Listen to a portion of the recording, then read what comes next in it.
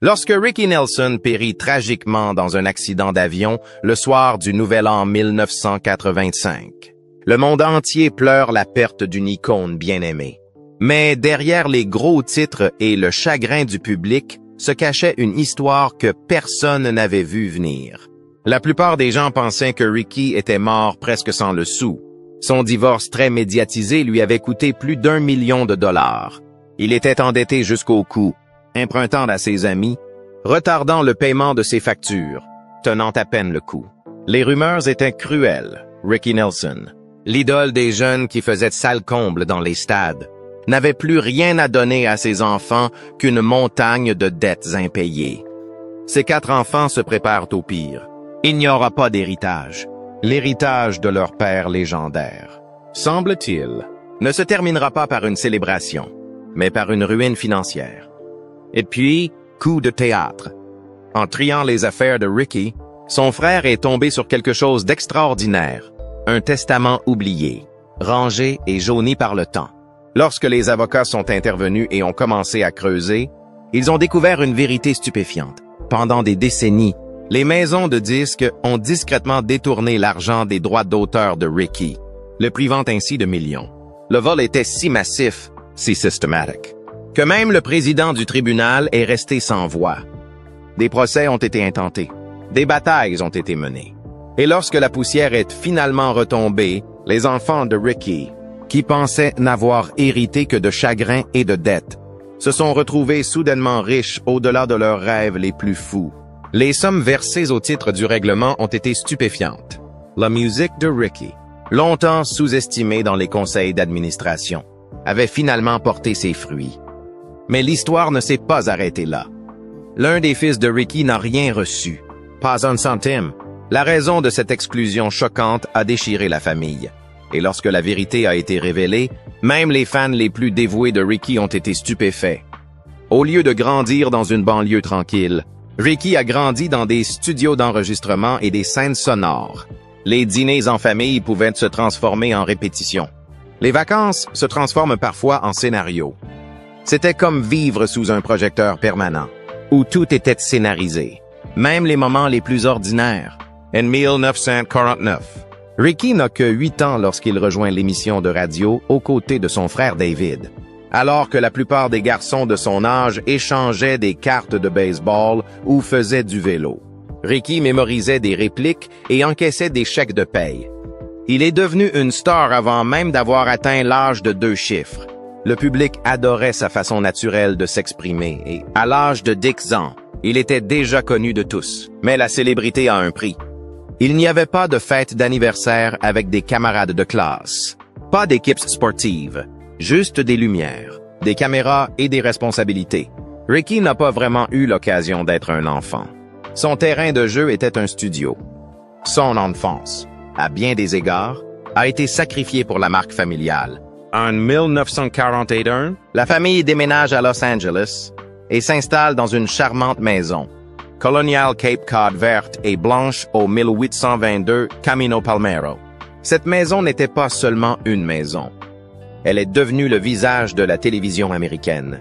Elle est apparue dans d'innombrables épisodes de la série, devenant l'une des maisons les plus emblématiques de la culture pop. Des fans sont même passés en voiture pour l'apercevoir. Mais à l'intérieur de ces murs, c'était une entreprise. C'est là que les scénarios étaient écrits. Les répétitions se déroulaient dans le salon. Ozzy dirigeait l'opération comme un navire bien huilé, et les enfants faisaient une partie de l'équipage. Leur vie réelle était inséparable de leur personnage à l'écran. Ce mélange de fiction et de réalité a fait le succès de la série. Mais pour Ricky, les limites sont floues. Qu'est-ce qui était réel et qu'est-ce qui était pour le spectacle? Ricky a aussi beaucoup souffert d'asthme. Il ne s'agissait pas seulement de quelques quintes de tout ici et là. Cela l'empêchait d'aller à l'école, de voir ses amis et l'essoufflait parfois rien qu'en traversant une pièce. Pendant que les autres enfants jouaient, Ricky était coincé à l'intérieur, à lire ou à écouter de la musique. Cela le rendait silencieux, réfléchi. Il observe plus qu'il ne parle. Ce côté discret fera partie de son charme par la suite. À l'écran, il avait une intensité tranquille qui le distinguait des autres. Derrière, Il y avait un enfant solitaire qui essayait de respirer et de se sentir normal. Lorsque l'émission de radio a débuté en 1944, Ozzie et Harriet ont engagé des acteurs pour jouer le rôle de leur fils. Mais Ricky et David n'aimaient pas ça. Ils voulaient jouer leur propre rôle. Et ils ont insisté pour cela. En 1949, ils jouaient leur propre rôle dans la série. Cela n'avait jamais été fait auparavant. C'était un mélange étrange de vie familiale réelle transformée en divertissement. Et cela a fonctionné. Les audiences ont grimpé et les gens sont devenus obsédés par les Nelson. Ricky ne se contentait pas de jouer un rôle. Il le vivait chaque jour. Sa vraie vie est devenue une propriété publique. Et les fans l'ont dévoré. C'était la première famille de télé-réalité américaine. Des décennies plus tôt, c'était devenu un genre. Puis vint 1957. Ricky avait 17 ans lorsqu'il a interprété I'm Walking the Fats Domino dans le cadre de l'émission télévisée Family. C'était électrique. Les filles de toute l'Amérique se sont pâmées. Le single s'est vendu à plus d'1 million d'exemplaires. Du jour au lendemain, il est devenu le visage de l'adolescent cool. Mais en dehors de l'écran, la vie de Ricky prenait déjà une tournure beaucoup plus adulte. Fats, fills, voitures rapides. La célébrité a ouvert toutes les portes. Et Ricky les a toutes franchies. Il était charmant, mais sauvage. Polly in interview, mais rebelle en coulisses. Il a commencé à se laisser pousser les pattes et à coiffer ses cheveux en arrière. De petites rébellions qui agaçaient ses parents, qui voulaient toujours garder le contrôle. Plus tard dans l'année, son premier single chez Imperial Records, Bebop Baby, entre dans l'histoire. Il a fait l'objet de 750 000 commandes anticipées avant même d'être commercialisé. Ricky n'est plus seulement une idole des jeunes.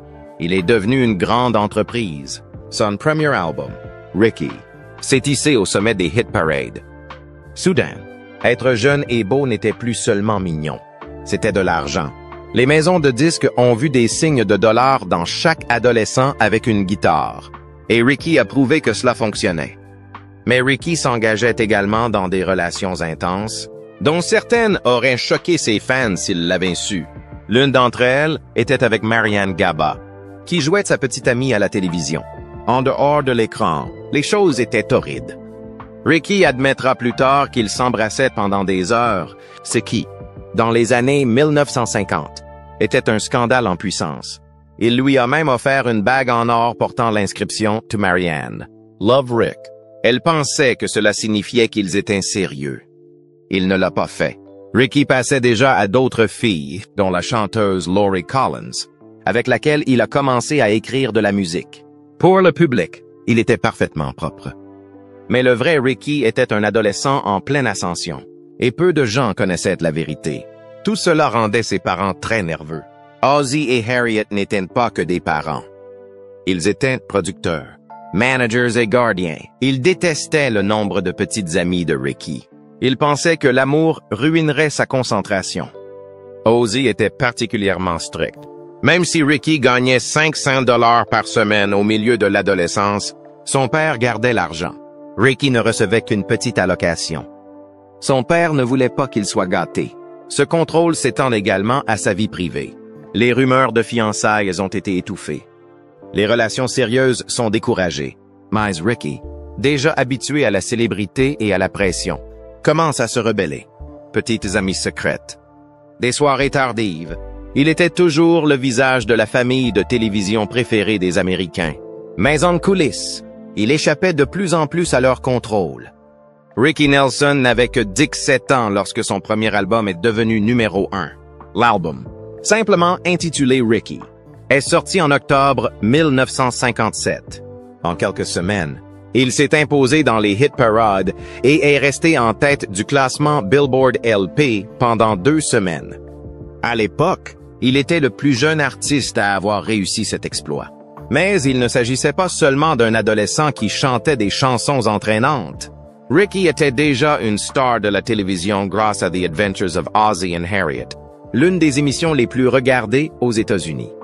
Chaque semaine, des millions de personnes le voyaient non seulement jouer, mais aussi chanter. Alors que d'autres stars comme Elvis régnaient sur la radio, Ricky régnait sur le salon et les ondes. Des chansons comme Bebop Baby et Have I Told You Lately That I Love You grimpaient déjà dans les hit parades avant même que l'album ne soit sorti. Son succès n'est pas le fruit du hasard. C'était un système. Ce système avait un cerveau derrière lui. Son père, Ozzie Nelson. En tant que producteur de l'émission de télévision familiale, Ozzie a vu une opportunité que personne d'autre n'avait. À la fin de chaque épisode, Ricky interprète une toute nouvelle chanson. Ce n'était pas seulement mignon, c'était du génie. 10 millions de personnes suivaient l'émission chaque semaine. L'exposition a été massive. Lorsque Ricky a chanté I'm Walking dans l'émission en avril 1957, la chanson s'est hissée à la 4e place du hit parade. Face B, A Teenager's Romance, s'est même hissé à la 2e place. Ce genre d'impact était inédit. Ozzie s'est assuré que les chansons de Ricky étaient intégrées à l'intrigue, et il a gardé le contrôle sur les endroits où Ricky apparaissait. Il ne l'a même pas laissé participer au Ed Sullivan Show. Pourquoi partager la vedette alors qu'ils peuvent te garder toute l'attention pour eux? C'est alors qu'arrive Poor Little Fool, en août 1958. Elle devient la première chanson à atteindre la 1re place du tout nouveau classement Hot 100 de Billboard, à elle seule. Cette chanson aurait fait date, mais ce n'est pas tout. La chanson a été écrite par une jeune fille de 15 ans, Sharon Sheeley. Ricky l'a enregistrée à contre-cœur. Elle n'était même pas censée être un single, mais les stations de radio l'ont adorée. Ce moment a cimenté la place de Ricky dans la musique pour toujours. Sa succession continue de gagner de l'argent grâce à cette chanson. La chanson a été reprise de nombreuses fois, mais personne d'autre ne pourra jamais être premier au Hot 100. C'est le titre de Ricky pour la vie. Entre 1957 et 1962, Ricky a placé 20 chansons dans le top 40. Ce qui n'a été le cas que pour Elvis. Son tout premier single chez Imperial Records, Bebop Baby, s'est vendu à plus d'1 million d'exemplaires. Avant même sa sortie, il a fait l'objet de 750 000 précommandes. Son contrat était tout aussi délirant. $50 000 garantis sur 5 ans. Plus le contrôle total de ses chansons et de la pochette de l'album. C'était du jamais vu pour un adolescent. L'argent de ses succès n'a pas cessé de couler non plus. La télévision a continué à vendre ses disques. En 1960, le Ricky Nelson International Fan Club comptait 9000 sections dans le monde entier. Ricky n'était pas seulement riche, il était partout. En 1959, il a prouvé qu'il savait aussi jouer la comédie. Il a joué dans Rio Bravo avec John Wayne et Dean Martin. Son rôle de Colorado Ryan lui vaut une nomination au Golden Globe du meilleur espoir. Mais si son jeu est salué, il y a autre chose qui transparaît. 16 dépenses. Ricky vivait beaucoup. Costumes sur mesure. Voitures de luxe. Clubs VIP. Il fréquentait l'élite d'Hollywood. On dit qu'il disposait d'une allocation mensuelle de 50 $, ce qui équivaudrait à environ 50 $ aujourd'hui. Ce rôle a boosté sa carrière, mais il a aussi révélé son goût pour la grande vie. La célébrité ne lui rapportait pas seulement de l'argent, elle le changeait. Ironiquement, 1961 lui a aussi donné l'un de ses plus grands succès, Traveling Man. Sam Cooke l'a d'abord refusé. Il pensait qu'elle ne lui correspondait pas.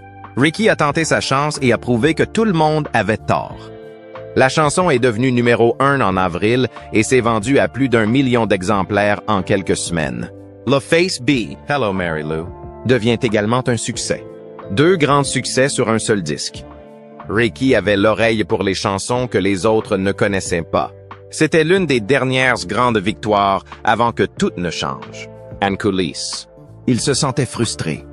Les musiciens de studio plus âgés qui travaillaient sur ses albums ne respectaient pas le rock and roll. Certains refusaient de jouer comme ils le voulaient. L'un d'entre eux lui a même dit « Gamin, ce n'est pas de la musique ». Ricky les a donc renvoyés. Il a créé son propre groupe, composé de jeunes musiciens qui croyaient au son qu'il recherchait. Cela lui a coûté cher, en salaires, en matériel, en déplacement, mais cela lui a donné le contrôle. L'un de ses nouveaux membres était James Burton, qui allait devenir une légende à part entière. Ce n'était pas seulement une question de son, c'était une question de respect. Ricky en avait assez d'être traité comme une marionnette, mais aucun contrôle ne pouvait empêcher ce qui allait suivre. En 1964, Les Beatles ont frappé l'Amérique comme un raz-de-marée. Leur apparition à l'émission Ed Sullivan en février a tout changé. En avril, ils occupent les 5 premières places du Billboard. Elvis s'est battu, comme tous les autres. Ricky ne fait pas exception. Cette année-là, sa chanson For You a à peine atteint le top 40. La magie était en train de s'estomper. L'invasion britannique n'a pas seulement apporté une nouvelle musique. Elle a redéfini les règles. Rick Nelson était déjà une star de la musique lorsqu'il a rencontré Chris Harmon, Seasons, le jour de Noël 1961. Elle était la fille de la légende du football Tom Harmon et de l'actrice Elise Knox, et la sœur de la future star de la télévision Mark Harmon. Sur le papier, ils ressemblaient à un couple de rêve hollywoodien. Célèbre, séduisante et élevée sous les feux de la rampe. Mais ce rêve s'est transformé en un long et douloureux cauchemar. Dès le début, Rick a été sous pression. Son père, Ozzy, contrôle ses finances. Chris, élevé dans le luxe, voulait un style de vie somptueux. Rick a essayé de suivre, mais les dépenses n'ont jamais cessé. Les maisons, les voitures, les vêtements de marque et les vacances exotiques ont vidé son compte en banque année après année. À la fin des années 1970, Rick est ruiné. Le compte de fées s'est effondré. Lorsqu'ils se sont mariés le 20 avril 1963, ce n'était pas vraiment romantique. Il s'agissait d'un mariage forcé. Chris était déjà enceinte et ses parents catholiques insistaient pour que la cérémonie soit rapide. Rick, qui n'était pas catholique, a dû signer un engagement formel promettant d'élever leurs enfants dans la foi. Ce n'était pas son choix. C'était une exigence. Il a dû suivre des cours de religion catholique et se plier à toutes les exigences pour maintenir la paix. Le mariage était censé être une célébration. Mais en coulisses, il s'agissait de contrôle, de pression et de spectacle pour le monde entier. Cette pression ne s'est jamais relâchée. Étrangement, les parents de Rick aimaient Chris. Ils avaient rejeté toutes les autres filles avec lesquelles il était sorti, mais pas elle. Ils étaient ravis de lier les familles Nelson et Harmon. Chris avait l'image qu'il fallait, classe, connecté, et issu de la royauté hollywoodienne. Le mariage semblait parfait, mais l'illusion s'est vite dissipée. Rick, qui avait toujours suivi les règles financières strictes de son père, a maintenant une femme qui veut tout ce que l'argent peut acheter. Il n'avait pas de budget. Il se contentait de dépenser. Lorsque la carrière de Rick s'est ralentie au milieu des années 1970, les factures, elles, n'ont pas bougé. Chris le voulait plus à la maison. Rick devait continuer à faire des tournées. Il était à bout de souffle sur le plan émotionnel et financier. Le mariage qui avait impressionné tout le monde s'est terminé par une facture juridique d'1 million de dollars. Après leur mariage, Chris a même rejoint Rick dans les aventures d'Ozzy et Harriet. Elle jouait son propre rôle dans l'émission et gagnait ses propres revenus. Mais 2 salaires signifiaient plus de dépenses. Ni l'un ni l'autre ne savait comment épargner. Ils étaient entourés d'agents, d'assistants et de comptables, mais personne n'arrêtait l'hémorragie. Rick, qui suivait autrefois les règles strictes de son père en matière d'argent, jetait à présent tout ce qu'il possédait pour maintenir son style de vie. Chris, qui se sentait prisonnier d'un monde télévisuel factice et d'un mariage en ruine, a commencé à s'éloigner. À ce moment-là, ils sont allés trop loin. Le rêve hollywoodien s'est transformé en un effondrement financier au ralenti. En 1965, Rick et Chris tournent ensemble un film intitulé Love and Kisses. C'est son père qui l'a réalisé. L'histoire est celle de 2 adolescents qui s'enfuient et se battent pour vivre avec les parents du marié. L'intrigue était légère, mais la réalité était sombre. Les problèmes qu'ils rencontrent dans la vie réelle se répercutent déjà sur leur travail. Les critiques ont estimé qu'il s'agissait d'un casting inspiré, mais personne n'a réalisé à quel point le film était proche de la réalité. Rick a joué le rôle d'un lycéen alors qu'il avait 25 ans, tandis que la performance de Chris n'a pas reçu beaucoup d'éloges. En coulisses, leur mariage battait de l'aile. Ozzy a utilisé le film pour régler des problèmes privés, mettant en scène des drames personnels à l'écran d'une manière qui semblait plus douloureuse que divertissante. C'était gênant, inconfortable et prophétique. En 1969, Rick veut à tout prix échapper au passé. Ils forment le Stone Canyon Band pour se réinventer, mélangeant country et rock avant que cela ne soit à la mode. Ils recrutent Randy Meisner, qui rejoindra plus tard les Eagles. Le groupe avait du potentiel, mais le moment était mal choisi. Rick est passé de la tête d'affiche à des concerts dans de minuscules clubs pour peu d'argent. Meisner a démissionné, disant qu'il ne gagnait pas d'argent et qu'il se sentait coincé. Les albums Rick Sings Nelson et In Concert étaient en avance sur leur temps, mais ne se sont pas vendus. Rick recherchait la liberté artistique tout en voyant sa célébrité et ses finances s'envoler. Il est déterminé à prouver qu'il est un musicien sérieux, même si cela lui coûte tout. Et il a failli le faire. Puis vint le moment qui le brisa. Le 15 octobre 1971. Madison Square Garden. Un spectacle rock'n'roll. Rick s'attendait à être aimé, mais il s'est fait huer. Il abandonne le I de Ricky, essayant d'aller de l'avant avec un nouveau son. Il joue Honky Tonk Women. Le public voulait les vieux tubes. Certains ont dit que ce n'était pas la musique qui était en cause. Ils ont blâmé l'intervention de la police dans la foule. Mais pour Rick, le message était clair. Il ne voulait pas du nouveau lui. Il quitte la scène, humilié, et regarde le reste du spectacle depuis les coulisses. Finalement, on l'a convaincu de revenir et de jouer les classiques. Le public finit par applaudir, mais le mal était fait. Cette nuit-là a brisé quelque chose en lui.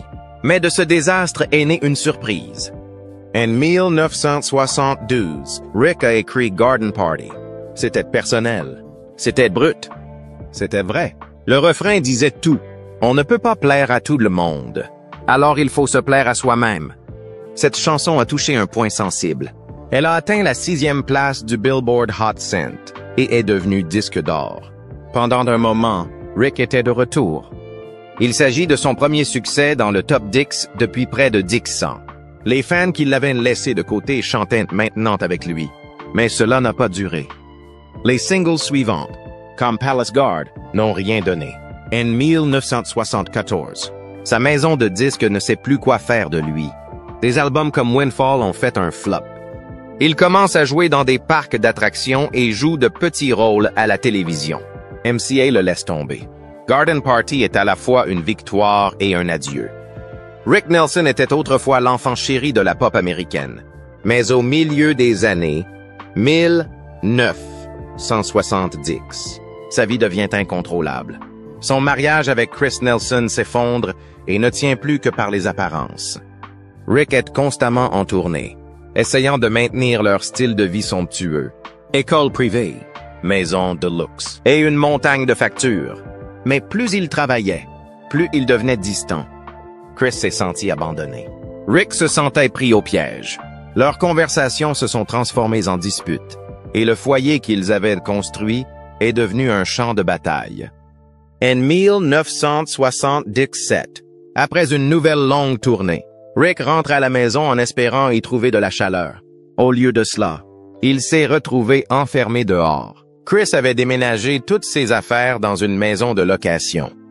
Et quand il est arrivé, elle était à l'intérieur, avec 2 pom-pom girls des Los Angeles Rams. Rick était choqué, humilié.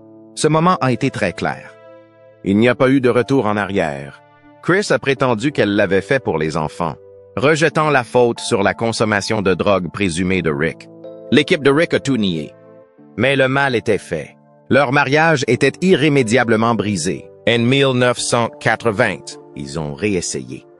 Rick a acheté le vieux manoir d'Errol Flynn sur Mulholland Drive pour $750 000. C'était censé être un nouveau départ. Mais Chris lui demande d'arrêter la musique et de devenir acteur. Rick ne pouvait pas. Il croulait sous les dettes et devait faire des tournées pour survivre. Le manoir n'apportait pas la paix. Le stress n'en est que plus grand. Des rumeurs ont circulé sur le fait que la maison était hantée. La famille entendait des bruits. Les lumières vacillaient et l'argent continuait à s'écouler. La maison de rêve est devenue un cauchemar. Le divorce tourne mal. Chris accuse Rick de se droguer et d'être un mauvais père. Elle dit que leurs enfants mourraient si elle restait. Rick a riposté, l'accusant d'abuser de l'alcool et d'abandonner les enfants au personnel. La bataille judiciaire a duré 5 ans. Plus d'1 million de dollars ont été dépensés pour les seuls avocats. Les deux parties étaient émotionnellement anéanties, et les enfants étaient coincés au milieu, regardant leurs parents se déchirer l'un l'autre. À la fin de l'année 1982, tout était terminé. Le divorce a été prononcé. Rick est condamné à verser une pension alimentaire de 4,0 $ par mois. Il avait la garde conjointe de ses 4 enfants, âgés de 8 à 19 ans. Mais il était presque ruiné. Le combat juridique l'a épuisé. Il a continué à tourner, nuit après nuit, juste pour faire face au paiement. Le poids émotionnel de tout cela ne s'est jamais dissipé. Sa santé décline. Son esprit s'assombrit et le bonheur qu'il avait connu semble avoir disparu à jamais. En 1985, Rick cherche désespérément à revenir sur le devant de la scène. Mais il y a un problème. Il détestait prendre l'avion. Il a donc acheté un avion d'occasion pour 118 000 $. Il s'agit d'un Douglas DC-3 de 1944 ayant appartenu à Jerry Lee Lewis. Rick pensait que cela lui permettrait d'économiser de l'argent et de préserver son intimité. Mais l'avion était en piteux état. Les moteurs n'étaient pas fiables. Les pièces tombaient souvent en panne et la bande a dû pousser l'avion hors de la piste plus d'une fois. Tout le monde avait peur de cet avion. La femme du guitariste Bobby Neal l'a supplié de ne pas voler à bord. Le bassiste Patrick Woodward avait déjà survécu à 2 atterrissages d'urgence. Le pianiste Andy Chapin ne voulait pas non plus monter à bord. Mais Rick a ignoré tous les avertissements. Il avait besoin d'argent. Il ne pouvait pas annuler des concerts. En septembre, une panne de moteur l'a contraint à manquer Farm Aid, une occasion en or. Le 31 décembre 1985, l'avion est retardé de plusieurs heures par une nouvelle panne mécanique. Rick montait tout de même à bord. Il se rendait à Dallas pour un spectacle de la Saint-Sylvestre, quelque part au-dessus du Texas. La fumée remplit la cabine. Elle était si dense que les pilotes ne pouvaient pas voir les instruments. Le pilote principal, Brad Rank, a été contraint de passer la tête par la fenêtre latérale pour voler en aveugle. Environ 5,14 p.m., l'avion s'est écrasé dans un champ à 2 miles d'une piste d'atterrissage près de DeKalb. Des témoins ont déclaré que l'avion traînait une fumée noire et volait de façon irrégulière avant de percuter des arbres et d'exploser en flammes. Les débris sont éparpillés sur une distance de 150 mètres. Les seuls survivants sont les pilotes qui se sont échappés par les fenêtres du cockpit. Tous les autres, 7 personnes, dont Rick, sont morts dans le brasier. Rick n'avait que 45 ans. Sa fiancée, Helen Blair, l'accompagnait, ainsi que 5 membres de son groupe et de son équipe. Le technicien du son Donald Clark Russell, le pianiste Andy Chapin, le batteur Rick Intveld, le guitariste Bobby Neal et le bassiste Patrick Woodward. L'accident a été si horrible que les autorités ont dû procéder à des autopsies pour identifier les dépouilles.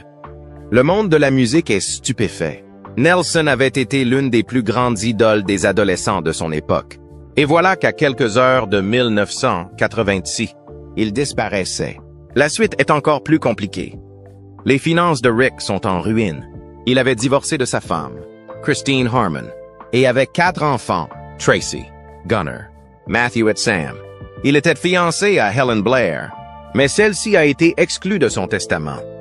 Il en va de même pour son ex-femme et sa mère. Pire encore, la succession aurait été endettée d'environ 1 million de dollars en raison des habitudes de consommation de Rick, des frais juridiques et du coût de l'entretien du DC-3 de collection qui l'a tué. Pendant un certain temps, on a cru que Rick était mort sans testament. Son ex-femme a prétendu qu'elle n'en avait pas trouvé et a demandé à reprendre la succession. Mais le frère de Rick, David Nelson, a produit plus tard un testament daté de 4 mois seulement avant l'accident. Cela a tout changé. Le testament ne désignait comme héritier que les 4 enfants de Rick et désignait David comme exécuteur testamentaire. Pourtant, avec tant de dettes, il n'était pas certain qu'il resterait quoi que ce soit à hériter. Christine n'a pas pris la chose à la légère. Elle a essayé de réclamer une partie de l'assurance vie de Rick malgré leur divorce. Elle a également contesté en justice le rôle d'exécuteur testamentaire de David. La bataille juridique a rapidement dégénéré. Des accusations de consommation de drogue, de mauvaise éducation et d'insouciance financière ont fait surface, certaines remontant à plusieurs années. Plus d'1 million de dollars avaient déjà été dépensés pour le seul divorce. Aujourd'hui, les avocats tournent autour de ce qu'il reste. Puis vint un choc encore plus grand. Rick avait un autre fils.